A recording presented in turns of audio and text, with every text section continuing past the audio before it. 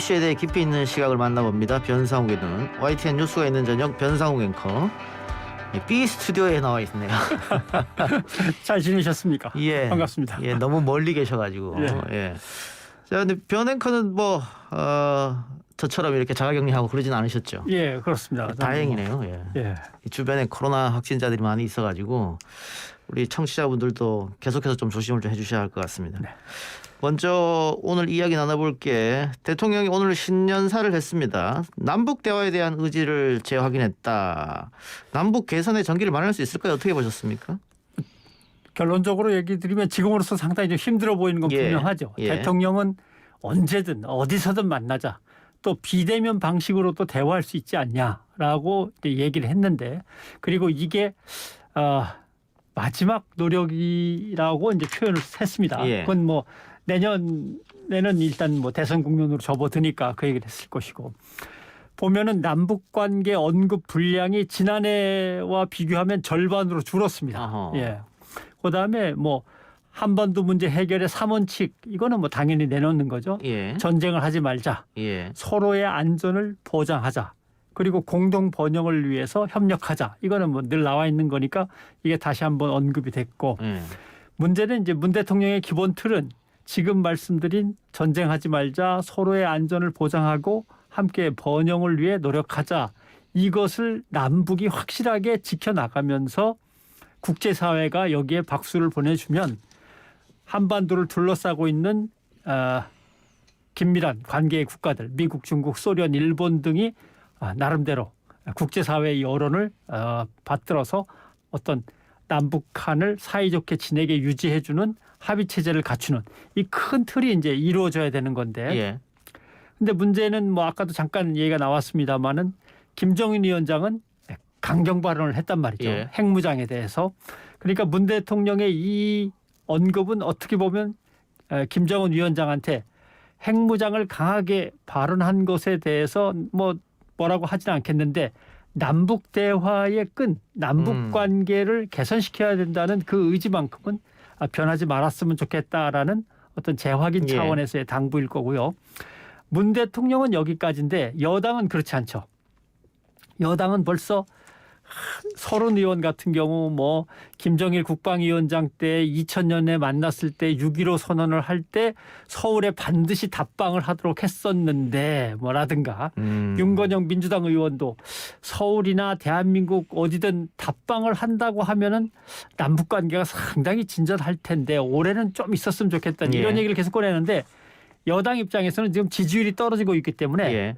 코로나 백신 치료제가 잘 먹히는 거하고, 근데 경제는 지금 전 세계적으로 우리나라만큼 선방하고 있는 곳은 없지만 기본적으로 코로나19 때문에 뚝 떨어져 있는 상황에서 잘하고 있는 거라 별로 국민들한테 어필이 잘 안 되니까, 코로나 백신 말고 뭔가 어필할 수 있다면 남북 관계에서 좀 진전이 있다면 얼마나 좋을까, 예. 이런 바람이 이제 여당의 이런 말들에 들어있는 거죠. 그 여당의 바람은 뭐 이해가 가는 측면이 없지 않아 있습니다만, 이게 대화라는 게 상대방이 있으니까요. 그렇죠. 예. 그 문재인 정부의 핵심 국정 과제 중에 하나가 이 남북관계 개선 진전인데, 이 정권 초기에는 분위기가 좋았는데 지금은 그렇지 않단 말이죠. 예.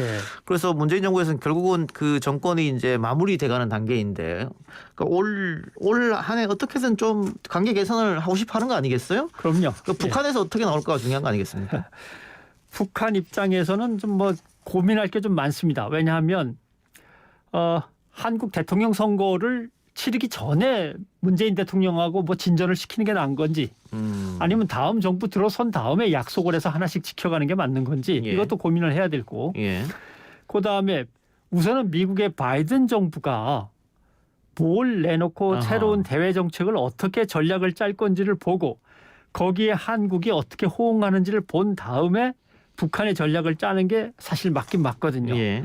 그런 점에서 북한은 이번에 뭐 문재인 대통령의 신년사에 대한 반응은 아직 나오지 않고 있지만, 자기네들의 노선을 제대로 가져가기 위해서 지금 당 대회를 하면서 새로운 전략 전술을 짜는데 좀 여념이 없는 거죠. 예. 그러니까 북한에서 미국의 새 정부가 들어서고 뭐 아직 뭐 확실히 들어서진 않았습니다만 당선이 나왔음에도 불구하고 뭐 멘트가 그렇게 크게 나오진 않았었거든요. 예. 아마 계속 눈치를 보고 있는 것 같고. 그렇죠. 그 코로나 얘기를 하셨으니까 그 코로나가 남북이 다 위기니까 이걸 계기로 해서 어떻게 남북 대화를 한번 삼아보는 그런 것도 한번 생각해 볼 수 있지 않을까요? 근데 우리는 그거부터 이제 들이밀면 예. 북한으로서는 코로나19와 관련해서 방역 물자도 부족하고 예. 상당히 좀 다급한 문제들이 있을 거라고 생각을 했는데 그런 걸 염두에 뒀는지는 모르겠지만 김정은 위원장의 당대회에서의 발언은 남조선 당국은 비정상적이고 반통일적인 행태들을 제대로 제거하지는 않고 별로 핵심적이지 않은 비본질적인 문제, 방역의 협력이라든가 인도주의적 협력, 개별 관광 이런 비본질적인 문제를 꺼내들고 자꾸 북남 관계에 자기네들이 성의를 다하는 것처럼 하는데 그럴 필요 없다. 근데 그럼 북한이 바라는 건 뭐냐? 첨단 군사장비의 반입 문제, 미국에서 무기를 사들이는 거죠. 예. 미국과의 합동 군사연습의 중지. 이런 것들은 계속 하지 말라고 우리가 북한이 경고를 하는데도 왜 한반도의 평화와 군사적 안정에 대해서 역행하고 있느냐. 예. 지금 북한의 반응은 당대회에서 나온 건 이런 것들이니까 결국 북한이 제일 신경 쓰는 건 거대한 미국이란 나라와 사실 군사력으로 따져도 세계에서 몇 위 안에 드는 대한민국과 항상 합동 군사훈련을 하고 대한민국이 국방비를 많이 쓰면서 새로운 무기를 계속 사들이는 것에 대해서 뭔가 불안해하고 있는 것은 분명합니다. 이거를 좀 가실 수 있게 해달라라고 하는 요청이 들어있는 거죠. 그러면 뭐 북한 입장은 결국은 본인들의 어떤 안전보장 문제와 포함해서 미국을 가장 신경 쓰는 거군요. 그렇죠. 미국과 관련돼서 뭔가 그 북한의 문제를 갖다 좀 정리를 해보면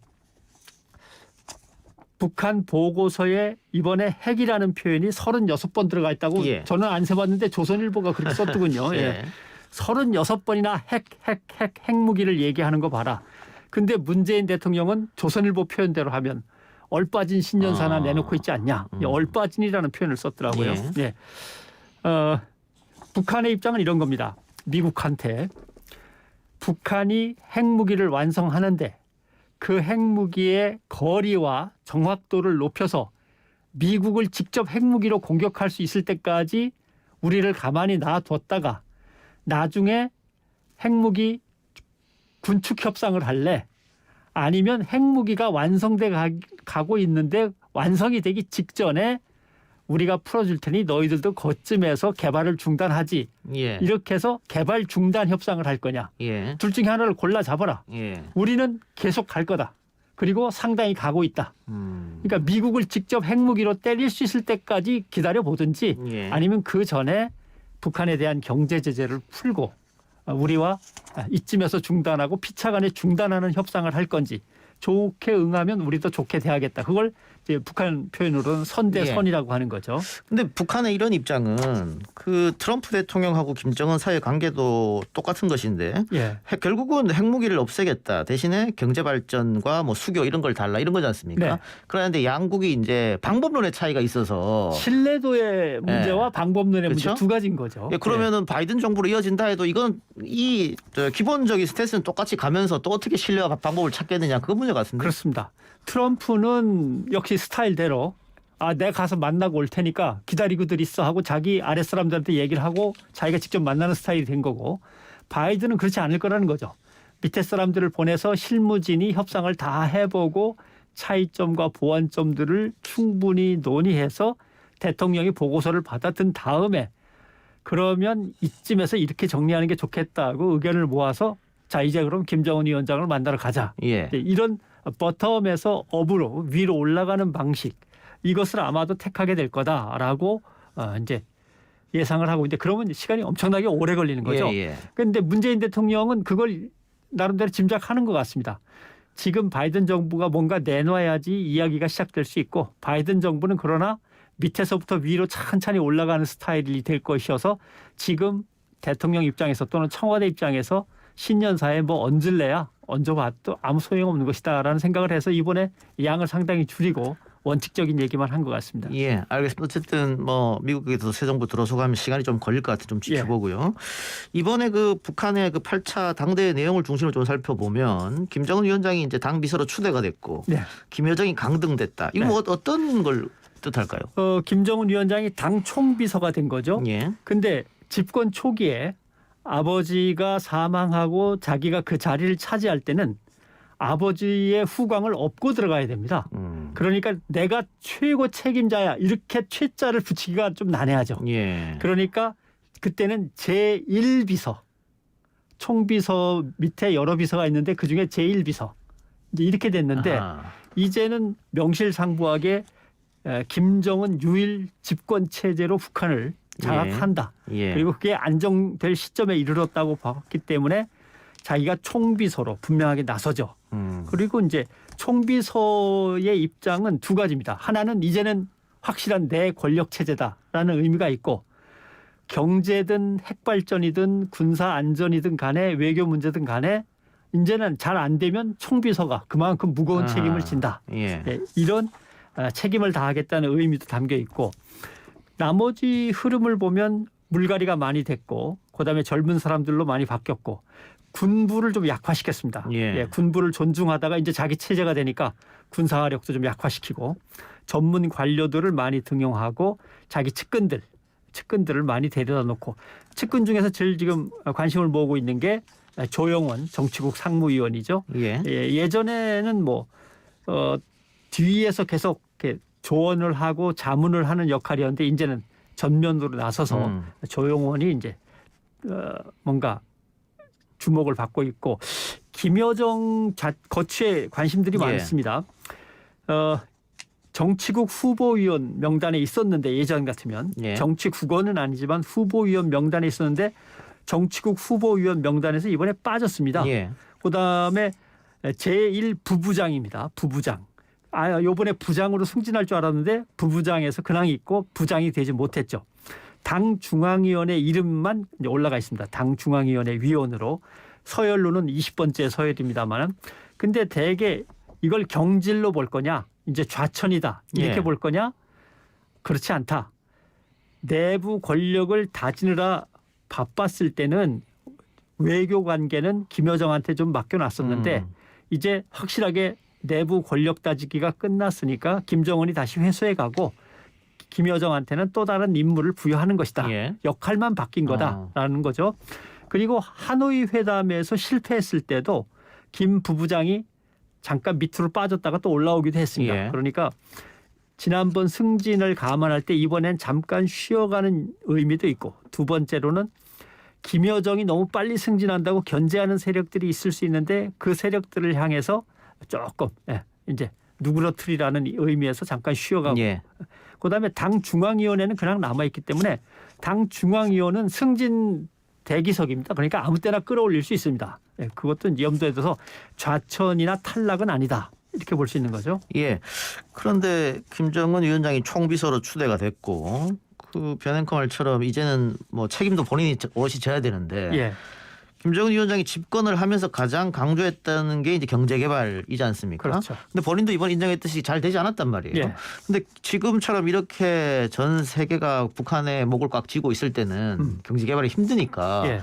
결국은 그 대미 관계를 회복해야지만이 경제가 발전하지 않을까. 본인들도 그렇게 생각은 하고 있겠죠. 하고 있죠. 그 경제 정책에 실패했다는 그 이유 때문에 이번에 이제 뭔가 제스처를 썼던 게 뭐 북한식으로 표현하면 인민들에게 예. 김정은 위원장의 친필 예. 연하장이 내려간 거죠.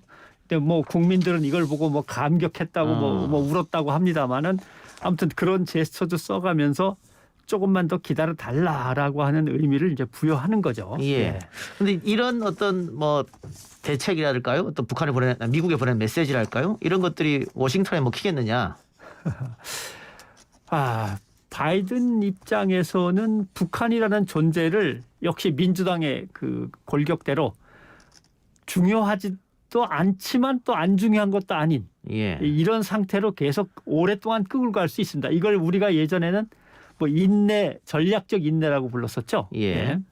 오바마 때 이걸 전략적 인내라고 불렀는데 전략적 인내 비슷하게 쭉 끌고 가면서 천천히 해결하지 뭐 이렇게 시급한 게 아니야라고 생각할 수 있고 두 번째 문제는 다시 불거진 게 이란입니다. 예. 이란은 지금 핵무기를 만들 수 있는 핵의 농축 능력이 있는데 그 능력을 제재당하고 일정 부분만 핵을 이제 농축시킬 수 있고 그 다음 단계는 외국에다 보내서 외국에서 그걸 연료에 쓸 수 있을 만큼 농축시켜서 다시 수입해 들어오는 복잡한 단계를 거치고 있단 말이죠.